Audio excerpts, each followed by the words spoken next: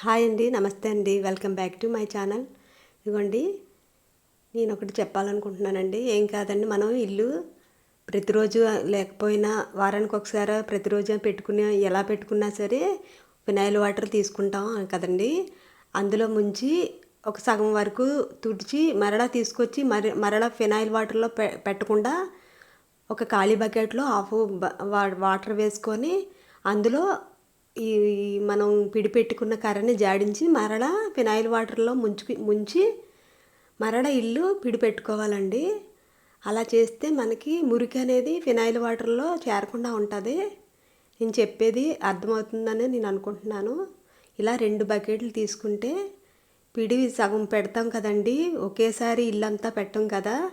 సగం సగం పెట్టినప్పుడు తిరిగి తీసుకొచ్చి ఇలా వేరే వాటర్లో జాడించేసి మరలా ఫినాయిల్ వాటర్లో ముంచుకుంటే మనకి బాగుంటుందని నేను చెప్తున్నానండి. నచ్చితే లైక్ చేసి సబ్స్క్రైబ్ చేసుకోండి నా ఛానల్ని. బాయ్ అండి.